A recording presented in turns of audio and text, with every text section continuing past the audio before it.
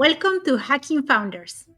where we are unlocking the secrets of leadership and innovation so you can learn from others' experiences. I'm Tamara Medina, leadership and business expert from Shapowaloa Solutions. I'm Rodor Elana, Head of Design and Innovation at Rocketband. Stay with us. At the end of our podcast, we will have our special collaborator, the AI Roulette, who will hack our guest with some challenging questions. We have an exciting guest joining us today. Jamie Woodbridge is a B2B email marketing leader, an inspiring speaker, and a co-founder of the Inbox Club. With his expertise, he has helped countless businesses generate more leads, enhance brand awareness, and foster customer loyalty. Welcome to the show, Jamie. Jamie, how everything started? Tell us please a bit more about it. Yeah, for sure. So about 2 years ago, me and my co-founder started our business. And it started very simply. I was working a job full-time, and my co-founder, James, he sent me a WhatsApp message and said, "I'm starting an email marketing agency. Are you interested?" And I said, "Yes, tell me more." So that was how it started. And then we worked together to flesh the idea out a little bit. And James is a great creative person. What he needed help with was bringing new clients in, business development, running a business in a formal sense. My previous roles have been in high-level leadership roles in business. So we came together and those are our roles in the business. And that's how it started 2 years ago. What I will say is that James sent me that WhatsApp message. We started the business. And then for 6 months, he went traveling around Southeast Asia whilst I was working on the business. So he kind of tricked me a little bit, but it's worked out okay. I'm due a 6-month sabbatical at some point. I'm holding that over him. And from the perspective of growing the business at this particular time, you have 2 years. I understand that at this time you're growing. So what is the biggest challenges and the focus at this stage? The biggest challenge in the first year was I was working only part-time on our business. So I only had so much time available to me. So that was the first challenge. The other challenge is that we started the business with no network whatsoever. So we had no prior connections to take advantage of. We didn't even come from agency backgrounds. So we started from literally zero. And that took a lot of time to build that network, and so that was a very, very big challenge in the beginning. Also, when you start, you don't have any case studies. So that was another challenge as well, right? Because you have to get people to trust you. And you don't have case studies to do that in the early stages. So a lot of it was about building relationships with people, and relationships, or good relationships, they take time. So those were big challenges in the early stages. And now, right today, we do quite well. Our pipeline is good and we're growing quickly, which is awesome. One of the challenges now is probably time and energy. And how do we start to shift our focus into being more effective with our time and more effective with the energy that we have spare? And so I've done a lot of networking. So now I'm trying to shift my thinking. Instead of going to and attending, hundreds of in-person events, why don't I start hosting the events instead and do half as many? So it's trying to be more clever with how we're using our time. That's the biggest challenge right now. So in some ways, you are creating the network. It's about bringing the people towards you. Exactly. And if I can be on stage and I can talk at an event, or if I can host an event and I'm talking to everyone in the room and building relationships with everyone in the room whilst I'm doing that. And that's very hard to do in a meaningful way by just attending events. So it's just about evolving and leveling up what we're doing. And that's with the stage we're at the moment. And just taking you back a little bit, you mentioned one of the key things when developing the network and working with people is developing trust. As a startup business, what were the roots, or how did you approach that? How did you establish that trust that enabled you to grow the business to this stage? Good question.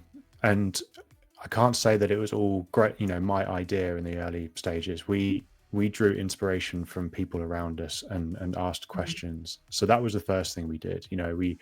We connected with people that ran similar businesses to us, and we asked them, how do you get clients? What do you do to build a network? So we asked lots of questions, and then we just emulated what they were doing. And so Rodo and I know a guy called Nathan Lomax from Quickfire Digital. So he was an inspiration for that, someone who's done a lot of networking and built a big network. Rodo and I were also on this Cactus Mastermind course, which they're also big advocates of networking and building a network as well. And so what did I actually do? I spent a lot of time talking to people, and that meant going to events face to face, really important. I didn't try and speak to everyone in the room. I would just, try and get to know 3 or 4 people really well. And then I would add them to on LinkedIn, and then we would nurture that relationship over time. When I'm not at events, I'm doing one-to-one calls with people as well. So connecting with people and say, not selling to them, just saying, I want to hear more about your business and I can tell you a bit about my business and we can exchange ideas, etc. So I do a lot of those one-to-one calls. And then taking any opportunities that I can to do speaking, just like on this podcast, where, I can spread the word about what we do and hopefully reveal a little bit about myself and get people to kind of trust me. Interesting. I'm gonna obviously go to my side in terms of tech innovation. And Inbox Club is based in email. And email is an old technology. If I'm not wrong, I think it started in the 80s. Yeah. How do you cope with this? I mean, not coping, but I mean, you based on, very basic, but you're doing marvelous with it. So why you started with email? What is your take? Yeah. So you're right. It's I think it's the oldest or one of the oldest forms of digital communication. And I can't remember the year, but I think the very first email was actually sent in the 70s or something. It wouldn't be what as we know it not right now, but I've got a feeling that first email was probably someone trying to sell someone something, perhaps. But why did we choose email? We believe in it as a platform. We're incredibly passionate about the power of email. And what we really like about it is that it's effectively writing letters to people. And that's how we need to view email. We need to view email as a form of communication. And so we need to bring authenticity to our marketing emails. We need to bring personality to it. We need to bring a relevance to it as well. So people are getting value and are reading these and consuming them in a way that they would consume a letter. And so that's what we like about it. Another thing we like about email is that when you gather your email list and people are opting in, as a business, you own that email list. It's a business asset. And, you can take that email list to any platform that you like. You can, within the realms of the law, you can do what you like with that email list. It belongs to you. It's yours. And when you decide that you maybe want to sell your business, it's something that will add value to the sales price because that's how important it is. If I want to talk to my email list, I can send them an email. I can send all of them a message whenever I want to. If we compare that to social media, the algorithm will show our message to a select number of people only. So I can't speak to all my LinkedIn followers at one time, but I can to all my email subscribers. And the other thing is most people have at least one email address, one inbox, right? And a lot of people have more. I mean, Rodo, how many email addresses do you have? I believe because obviously I'm setting up email systems for my clients, so I had to have the admin at least. Admin at da or developer at da. So I think I'm managing at least almost 60 domains. Okay. So obviously they are centralized and they just everything it's we're not using it, but yeah, probably most people will have two. most people 60 is a lot, but most people will have But to. obviously the Yeah. nature. I'm connecting obviously now with the podcast. Mm, Tamara knows, so I'm involved in different. Obviously, not only Rocket Van, but also yeah. the startups. So I have official. I'm a trustee in one of the charities, so I have rodo@org, Yeah. Yeah. worldlinkcenter.org. So yeah, but yeah, usually it's true. I agree. I have my personal one if I and then I have the professional one.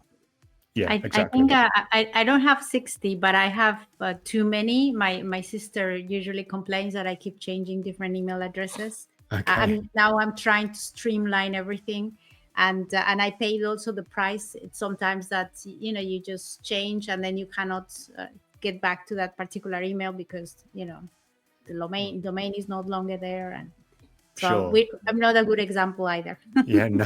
Okay. Fair. So, so most people will have two email addresses at least. I think the average number of inboxes that someone has is, I think, 1.6 or 1.7 or something. Mm-hmm. And, email has more monthly active users than every social media platform put together. So, everyone has an inbox. So it's where, almost as everyone has an address, like a physical address as well, so it's on that level, so that's why it's so important. So those are a few reasons why we chose email. And I think what draws people to us is that we like to bring a fresh energy to a very old channel. We try and, I like the fact that obviously it's not technology, but it's still on working, and obviously I'm in charge of creating new tech, new platforms, everything. But sometimes is very that you bring in value to a place that it has been a bit pushed to the boundaries, because obviously it has been abused in terms of the utility, like your letterbox that is full of, sometimes you need to put the not junk please. So we have this, and this is a big challenge. And so how do you approach your clients, ensuring them that this is not going to happen? yeah. So this is why GDPR was actually a good thing. And a lot of marketers, I think, when was it, in 2016 or something? I can't remember when it was, when it came into Yeah, effect. so- But it was actually a good thing, because what it meant was that inboxes were a better place. And we had to assume more responsibility as marketers to make sure that we were marketing responsibly. So you're right, and the inbox can be a bad place in terms of spam and unsolicited messages. But what I will say is that for people that are signing up, that they're choosing to hear from these brands. And so by taking that very intentional step of saying, I want to hear from you, here's my data, that's a very kind of intentional forward moving step in the funnel. And so then we have a responsibility to pay that back in kind with good emails. And that could be providing value. It could be that it's funny or it's entertaining. We're providing something that people want to read and consume. And look, I think if we were to draw comparisons to social media, I know that I definitely see a lot of things on social media that I don't want to see. There are things that come up that the algorithm serves me for whatever reason. So you're consuming content unintentionally. With email, most of the time we're consuming content that we have intentionally said, okay, yes, I want to receive this email.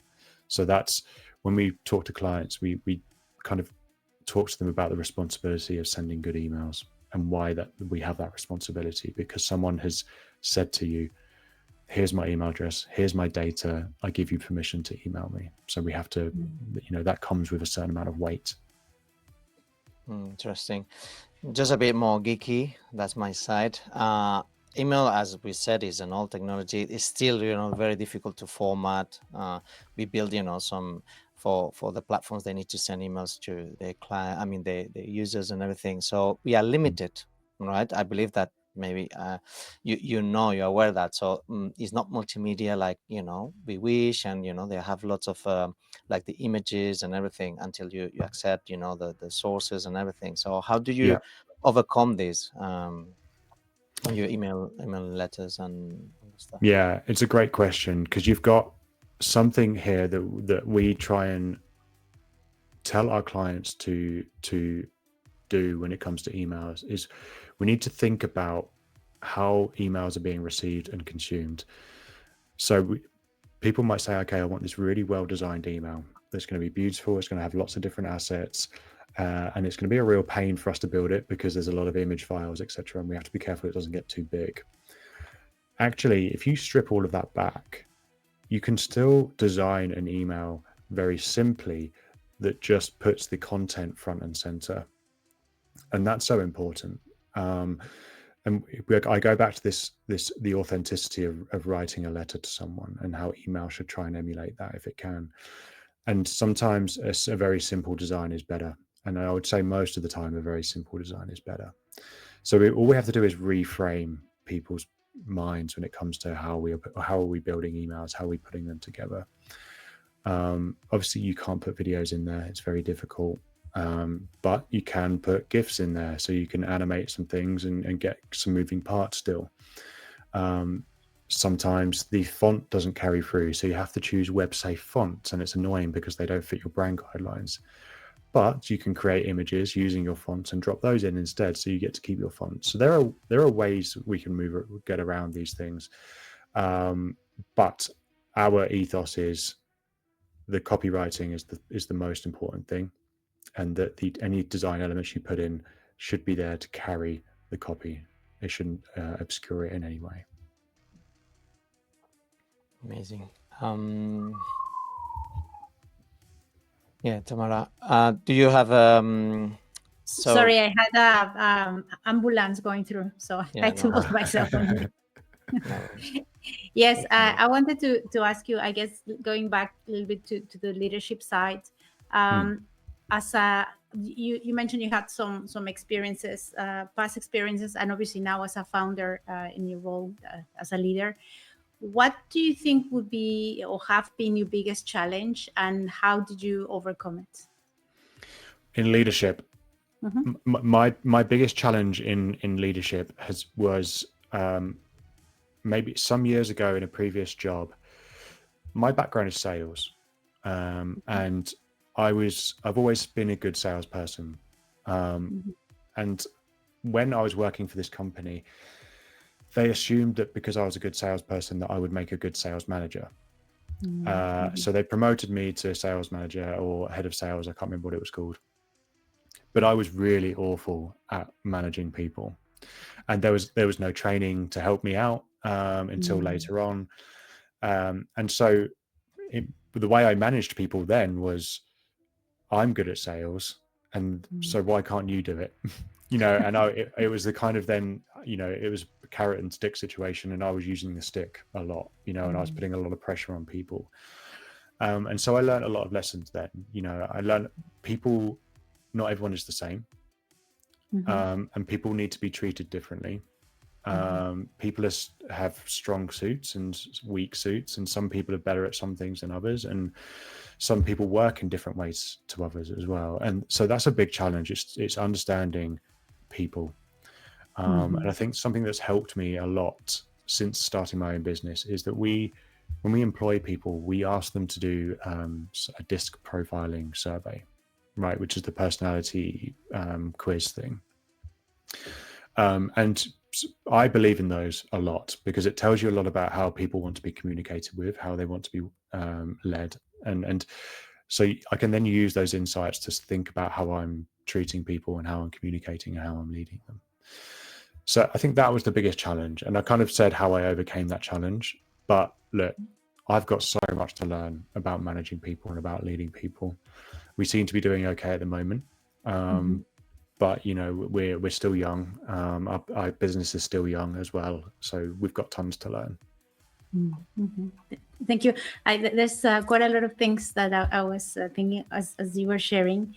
As far as the situation that you were saying of each people is different, have you come across the model situational leadership?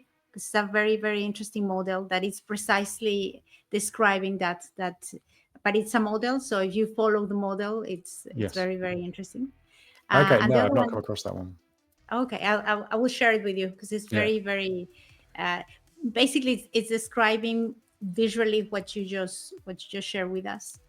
And as far as the sales, as a expert sales, what do you think would be the key things from your perspective that help people to sell? Because what I've experienced, a lot of people, especially a lot of founders, as a founder, usually at the initial stages, you have to do everything yourself, even selling. And many people are a little bit afraid or not comfortable with the selling concept. But what I is can very second that one. Yeah. well, I was myself as well, and then you end up saying, I'm not good at selling, and then of course you can hire an expert, but the initial stages you have to do everything yourself. And one of the things that I've come across, which was very interesting, is that usually people um relate the concept of sales or salesman to the traditional selling person, the pushy one, the person that want to convince you of something. But there's some key characteristics that I would like you to share with us, that if people think about them, many people already have those characteristics, but they haven't really associate them as them being good at sales or having those qualities already. Yeah. So I want to challenge this. I want to Mhm. challenge what it means to be a good salesperson, because I think a lot of people have this very wrong. Mhm. And I actually think the people that think they are bad at sales are actually the best salespeople. So let me explain that. So much of selling is about relationships and trust. Mhm. Okay. And every single person in their life has developed relationships with someone. Some people have developed more and they have more friends and a wider family, etc. But everyone has courted someone. Everyone has friends that they have spent time with, and so we need to think about that and apply that in some sense to our business life as well. And if I was to say for any founder, what can I do to start selling more stuff? I would say, well, we need to have a bigger picture, a longer term picture here. We need to think about the future, not right now. So Mhm. right now, I would go out and meet people. Make sure that you're meeting the people that are relevant to you, people that can either become your clients or will refer you work, and build relationships with those people. And don't expect anything in terms of leads or new business from them until 12 months time, or maybe even 24 months time. But it's all got to be done on relationships. It's all got to be done on Mhm. trust, and every single person can do that. And for me, I Rhoda, I've never tried to sell anything to you. I've never asked you for a lead, but we've known each other for 2 years. But I know that if you heard someone asking for email marketing, that you would send me that lead, because I know Straight you. away. Yeah, Straight because I away. know you. We trust each other, and it goes both ways. Mhm. And so you have to increase your chances by increasing your network, having a big network. And when we started our business, and I asked a fellow agency owner, how can we get more new business? And she said, networking. And when she Mhm. said that, a piece of me died inside, because I didn't want to do networking. But everyone can do networking. Everyone can do it and be comfortable with it, because it doesn't mean going to a conference and putting a name badge on and speaking to lots of people. That's only one way that you might network. Maybe you just connect with people and you have those one-to-one calls, and it's one-to-one and it's maybe 15 minutes. Okay. And you've met that person and you know them, and then you can connect with them on LinkedIn, and then you can like their stuff, and then you can catch up with them again in 6 months. Maybe that's your style of networking, but it's all got to be about trust. It's all got to be about Mhm. relationships. And then, the leads will come. Thank you. I think that's very insightful, and totally agree with you. And I I also, after being afraid of selling myself, I started thinking about that, and it's precisely that. It's we are selling ourselves in basically in every interaction. And when you met a new person, the first thing that we do is ask question and share information. When then you find the connection with the person, whether you have a connection or not. And like you were saying, only when we connect, we can establish that trust. And usually trust is established over time. And only Mm, then you can sell. No, but many people kind of you want to sell straight away, and it's a process, it's a formula in there. Yeah, and look, I think the phrase that we're always selling ourselves at, at any one point, I would challenge that a little bit, because Mhm. selling yourself implies that you're giving something away when you're doing it. And the relationships and the networking I've done has enriched me, not taking away from me. It's Mhm. enriched me and has made me a better person, and has given me lots of good relationships. I think the only time, and I'm very welcome to be challenged on this as well. The only time really that you assume the traditional salesperson persona is when you're Mhm. pitching. Is Mhm. when you're actually been invited to pitch and you're presenting a proposal. That's the point where you need some salesmanship, because it's what happens before the pitch, during the pitch, and after the pitch. And that's when Mhm. you need the salesmanship skills. Everything else is just being a human being and getting people to like you, I would say. Mhm.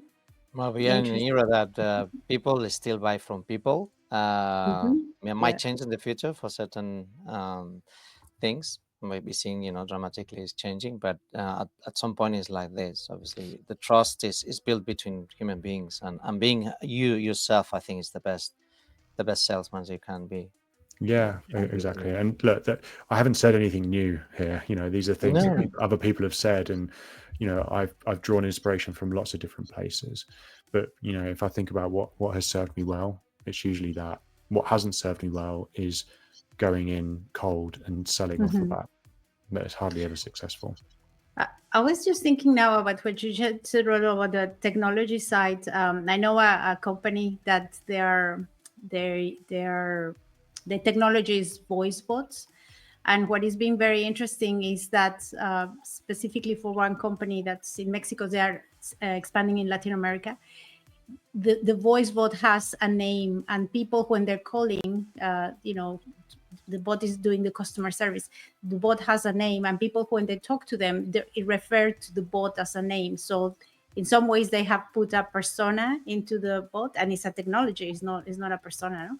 So it's very interesting because in some sort of ways that particular technology has been able to capture the trust to the point that people no longer see it as a automated machine, but actually a bot with a personality that is helping them. Yeah, that's interesting. I guess, Rhoda, that's what you were saying. At the moment, people buy from people, but at some point, and maybe Mhm. already, people are buying from AI. Yeah. What I will say is that um, if people choose to buy from bots and AI, or unknowingly sometimes, they're Hmm. doing so because that bot or that AI tool is emulating a person. Hmm. So people are Yeah. still buying from people in a strange way. It's just now it's being manufactured. And you guys are more technical than I am, but I think we're not there yet.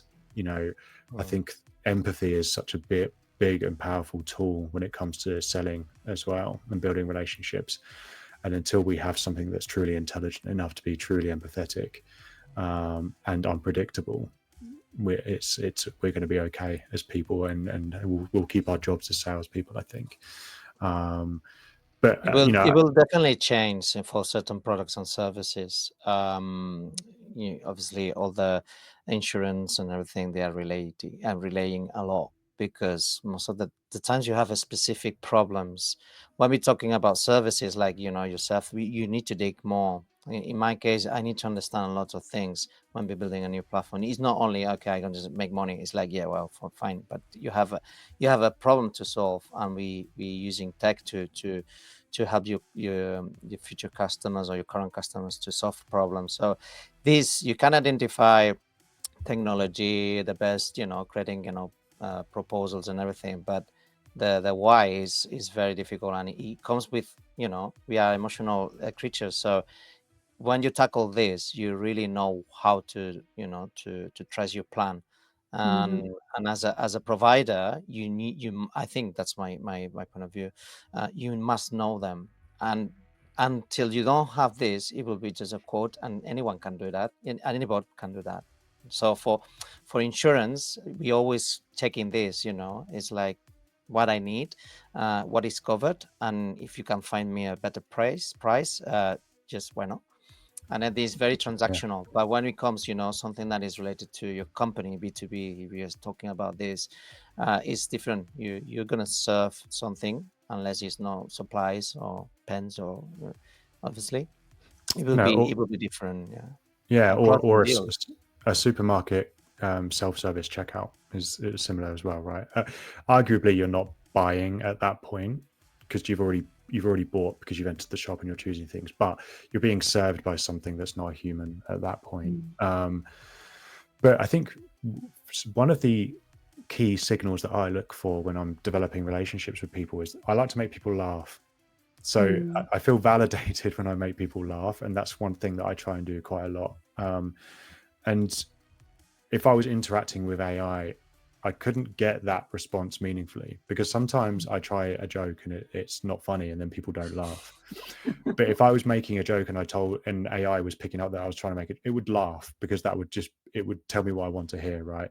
So you miss that authentic response a little bit. And maybe one day AI will say, well, you're not that funny. So, but I think at the moment it would probably still laugh even if my joke was bad. So I think that's one thing that perhaps I've picked up on. Interesting. I think we have our collaborator coming in because I think it's one question. And maybe in the future we were laughing with Rodo. Maybe the AI roulette will be doing the whole podcast. Yeah, just putting even questions for us. But at the moment it's like this. So what we're gonna do is just press the button, creating this question, and yeah, that's the one. So what's the most challenging feedback you received from your team or your client or anyone, and how did you respond to it? Yes. Okay. I have an example of this. So when I was the sales manager, as I described before, and I wasn't very good at managing people, there was an employee that I had that I thought that he was underperforming, and I couldn't deal with that in a very good way. And so, the problem was with me, not with him, because what I expected from him was to be me. And because everyone's different, everyone works in different ways, that it was wrong for me to expect that from him. And so I would get very frustrated. And I remember he went on holiday for a week or two. He came back, and as soon as he got back, I just kind of started laying into him, putting pressure on him. And then I ended up having a sit-down meeting with him and the managing director, later in that day. And he said to me during that meeting, it's not very nice to come back from a holiday, and the first thing you said to me was putting pressure on me and asking me to do things and saying, why are you doing this? What happened? You didn't say good morning, or how are you, or how was your holiday, or anything like that. And so for me, that was hard feedback to hear, because I had to then think, okay, shit, he's right. I was expecting too much. I've been unfair. I was more emotional. That was more about me than it was about him when I was acting like that. And so that made me sit back and think, okay, I need to start treating people like people, not like machines. And so that was one thing. I think I didn't really think about that when I was sharing it right now live, but I think I'm happy sharing that. That was one challenging piece of feedback. And then when you started treating people like people, what did you saw? What was the outcome? I mean, it definitely wasn't something that happened overnight. That was something that I've learned over the past. This was maybe 8 years ago that this happened. So it's something that I've been learning since. And now that we do this for our business, we might have gone too far the other way. I don't know. But our employee shared something on LinkedIn this week, and it was the most lovely post. And it made me kind of think, okay, well, look how far I've come as a manager and as a leader, that someone can post this kind of lovely post and will want to tell the world about how good it is working for us at the Inbox Club. And so that was a real milestone for me. And look, that doesn't happen every day, and work relationships are challenging, and it's not always rainbows and butterflies. It's sometimes it's tougher, but I think that's, you treat someone like a person, someone who needs to be fulfilled in their work, someone who needs to work hard enough to be able to say it, earn their Saturdays, earn their rest, and feel fulfilled but not stressed because they've got too much to do. And if they're in a creative role, they need the space and the thinking room to be able to be creative. So that doesn't mean that they're at the computer all day doing creative things. Maybe they need to go for a walk. Maybe they need to look out the window. Maybe they need to have some things taken off their plate so that they can do great creative things. So this is all a learning process, and I will get better and better with time, because yes, we might have nailed it for that one person, but like I keep saying, everyone's different. So we will need to think about how we treat the next employee, because her personality will be different, or his personality will be different, and what makes them tick will be different. Thank you very much. Some great insights. Obviously, I just getting on again to my side, but I'm very curious to understand, how do you see the future of the email? Because we've seen, that it has been here for, over 3 decades or 4 now. And how do you see the future? I'm not going to say, 10 years. 10 years is a lot. We've seen, the last couple of years, how mad it is in terms of technology. I'm deep in it, and I'm telling you that even 6 months, with all the agents and everything, it has been, dramatically changed. Obviously, all the AI stuff on servers, NVIDIA coming in and getting chips and all the stuff. Yeah. But in terms of what you do today and how do you see, and let's explore. Yeah, I think you Rodo, there's this old rule that exists where technology doubled over every, was it year or something, or every X amount of years. It's like an old law. It's coming from the processors, so it's an exponential. We got a bit capped because obviously it's a physical. That's what the quantum, I don't want to deep in that, but that's what the quantum the computers are coming in, because the chips they're getting. But it was, a rule, I think, is more. Yes, it. And now that is that's out the window now, right? Because we have AI, and now the rate of technology is development is accelerated way beyond that. But the future of email, it almost certainly involves AI, as everything does. We have to get to grips with it and understand what the role is of AI in email marketing. At the moment, the content that AI produces, the copy, isn't good enough to replace a human, in my opinion. At some point, it probably will be. My feeling is that for the foreseeable future, it will take as much effort to train an AI tool to talk how you want it to talk as it would be just to write the damn thing yourself anyway. So until that shifts, I think that you'll still rely on copywriters to kind of or yourself to write the content. But where it is really helpful is changing the processes and the ways in which we work. So we are always trying to find ways to use AI in the things that we do, and I think it's just, hopefully, what it will allow us to do is it will allow us to do more time to do what we're truly magnificent at.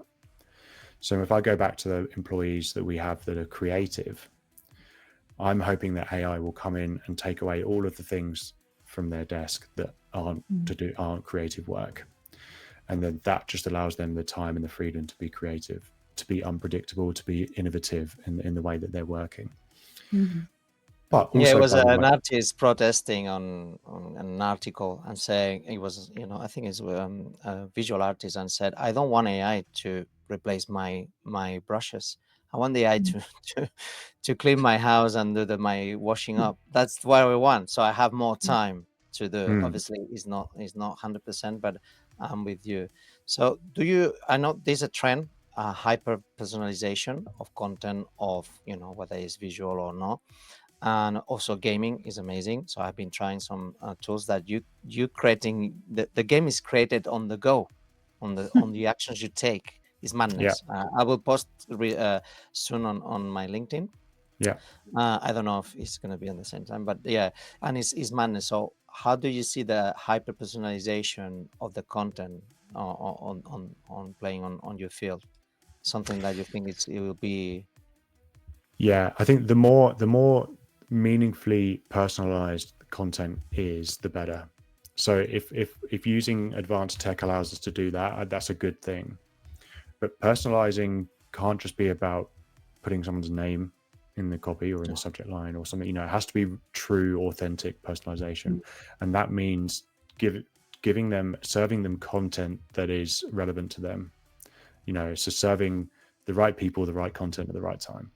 So if there are tools that allow us to do that at scale, then I'm all for it, because all of a sudden that means that my inbox will be filled with things that are actually relevant to me, as opposed to people guessing. So I think that's a good thing. But what we don't want to lose is the authenticity. It still has to be authentic. It still has to be relationship driven. It still has to be conversational. That's great. Do you think we have still one time for one more? You want? Yes. Yeah. Okay, let's go for it. And let's go. Tamara, if you want to. What was the most ridiculous piece of advice you ever received about scaling a business, and did you follow it? Wow. Okay. I've got one for this. So I had a job. So this must have been maybe 10 years ago, 11, maybe 12 years ago even. It was my second sales job. And I was working for a print company. So we would do print basically. And part of that job was cold calling. So I had to do cold calling, and I really hate cold calling because at the time I was too junior to say I don't like cold calling because I don't believe in it as a strategy. When you're a junior, you just have to do what you're told. But now that I have some more experience, I can say I don't believe cold calling is a strategy. I think it's I don't think it's worth the time and what investment in time. But anyway, I had to get better at it, and I had to get more comfortable doing it. And so I read this book, and it told me to get over your fear of cold calling. Before you have to make a cold call, go to the bathroom, curl up into a ball on the floor and pretend to cry. And that when you come out of the bathroom, nothing will be as bad as how you felt in the bathroom curling on the floor crying.